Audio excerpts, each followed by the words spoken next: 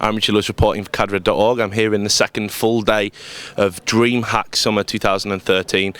With me is a good friend, someone that I've not had the pleasure of interviewing on camera before, so I'm looking forward to doing it for the first time, but known him a while now. It is, of course, Youngbuck, newly appointed in the Copenhagen Wolves League of Legends team. So, great to have you on camera. Let's start at the beginning, because it's been quite an up and down journey for you to get to Copenhagen Wolves.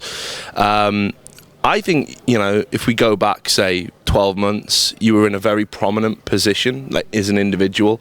There was definitely a lot of opportunities for you to, you know, play at the highest level in League of Legends. So, being outside of LCS with this current team, what's your kind of mindset and whatnot now? Well, it's quite difficult to handle with it because I felt like I deserved it with the Samurai and Jeans teams, especially when we played the qualifier. So it was a hard blow to take, but I still want to do it. I still want to follow the dream, and there's a lot more opportunities for amateurs to show themselves on stage in the next couple of months. So I decided to just keep going for it. Yeah. Well, I'm glad you brought up the Samurai in Jeans thing, because everybody, you know, I mean, Reddit was just awash with how good you guys played, and you didn't get in because you got a very tough draw, which of course was against the Copenhagen Wolves team that you effectively replaced. So it was a strange situation.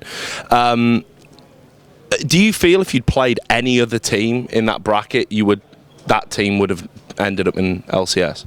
Most definitely, and I have the scrim results that backed it up. It's insane what results we had against some of the teams that did qualify, or some teams that just fell out.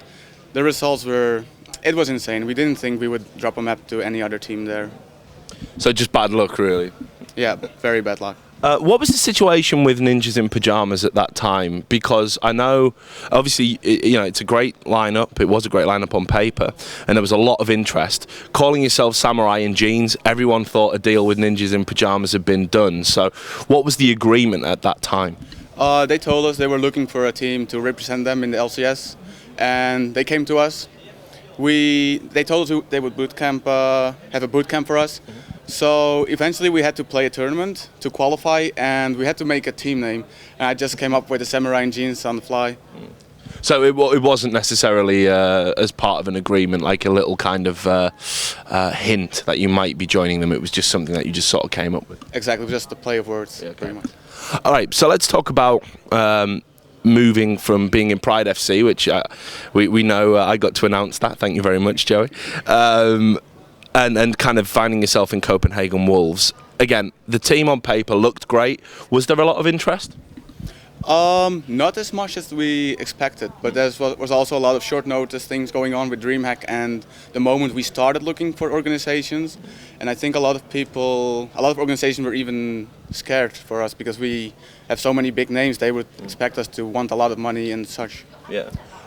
In terms of that, what's it like as an amateur player? I mean, I say amateur. There's no one really amateur in League of Legends, if you know what I mean, in esports. But as someone operating outside of LCS, I mean, what is it actually like? I mean, like, is there a lot of money being paid? Is it worthwhile, or does everyone have to keep, you know, fingers crossed that they're going to get onto the LCS gravy train? It's definitely not as easy as one would expect, but I rely a lot on the tournament money right now, so we have to make sure we have a good team and have some good results. But other than that, it's okay. There's a lot of online things going on as well that can keep our dream alive. And what about in terms of competition amongst non-LCS teams? I mean, obviously you still get to play and practice against the LCS guys, but I mean, do you feel there's a big difference in the standard between the sort of two groups, the amateurs and the professionals? Not with the top of the amateurs and the LCS teams, but especially after the split, I feel like the amateur scene has gotten a little bit weaker now that Alternate and Millennium are gone, because they were really good practice and they could beat anyone in the tournament, and there were a lot more better teams, I feel like. Okay, so let's talk more about Copenhagen Wolves specifically. Now, this lineup you've got, as I've found out, there's obviously some things that need to be clarified. There's a lot of interest around Reckless. You know, he's kind of perceived to be the young star. He's got that kind of Bjergsen factor, if you like. He is still a Fnatic player at the moment, but playing within the Copenhagen Wolves lineup. So can you clarify that situation for everybody? Yeah, Reckless has a contract with Fnatic, but luckily Wolves is also connected with the same sponsor as Fnatic, so Fnatic was like, okay, you can play with the Wolves, but you'll still be a Fnatic member. Okay. So it's kind of like a loan, like he's been loaned to Copenhagen Wolves, and then when he gets old enough. Yeah, you could see it like that. Okay. I mean, again, I know it's kind of awkward. Has that in itself kind of created any issues within the team? Like, is it hard to bond with someone that you know might not be there in 6-7 months? It's a lot more difficult to look at the future because we don't know what's going to happen with Reckless once his contract ends or when he turns 17. So that's the only difficulty. But he's been with us from the start, so he is really part of the team. Okay. Let's talk about DreamHack. Now, I know you have been obviously playing competitive LoL since the beginning. I mean, what do you think of DreamHack as a tournament, and how important is it in terms of the League of Legends scene, especially now that LCS is here? Well, first of all, it's a lot bigger than I expected, even though I heard a lot of great things about it. Looking at the tournament is quite important for us. There's about one tournament a month where you can show yourself, and this is really the first one. So I feel this is the tournament where we can show ourselves and be like, hey, we are on top of the amateur scene. So there are a few good teams out there that we might have some problems with, but we are confident that we can win.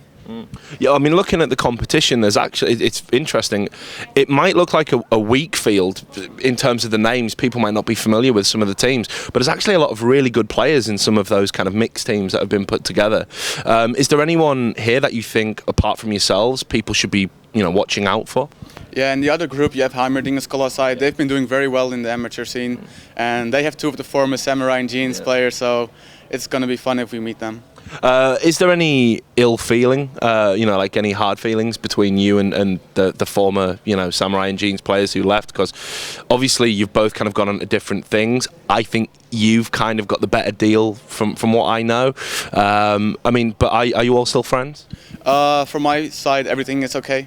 When we didn't qualify, we talked with the team and we were like, okay, who wants to continue with this team? And 4 people raised their hands immediately. Yeah. Unfortunately, the 5th decided to leave and took one of the members because he felt he had a better opportunity in this team. And he does have a great team, so I can't really blame him for it. But we were all friends during the boot camp, during the games, after the game, so I don't think there's any ill will. Okay. But I mean, obviously that's going to be a game that's going to have an extra bit of spice to it, and certainly whoever wins is going to have bragging rights. Oh, definitely. It's the most important game for us if we meet them. Okay. You said before you came to this tournament that it was very important for you to win it for all the reasons we've just discussed. Now that we know who's here, and what the competition is overall, do you still feel that is a very realistic goal? Yeah, from the start we've said we want to get top 2. That's the minimum that we want. But of course we're going for gold. Okay, excellent.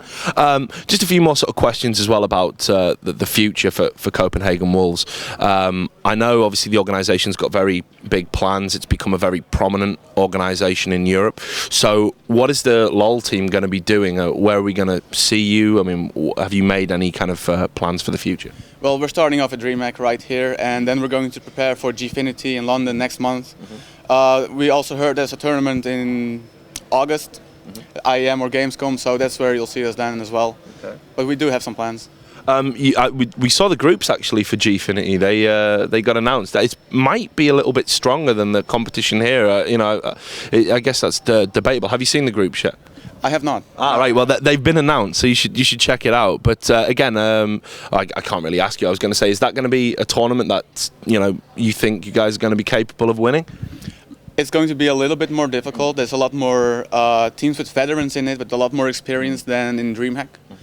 But the overall competition is similar level as this tournament. Okay.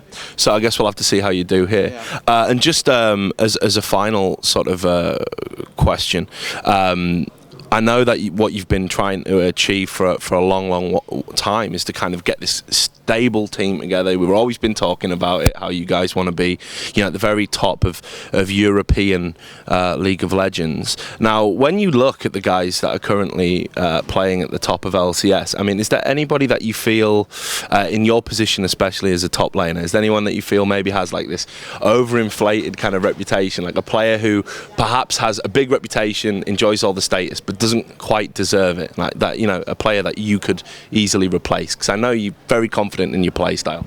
I could name a few, but I'm not going to. I was trying to pin you down. I knew you wouldn't do it. Well, look, I know you're sort of contractually obliged now to do some shout-outs and to thank some sponsors, so I'll let you do that.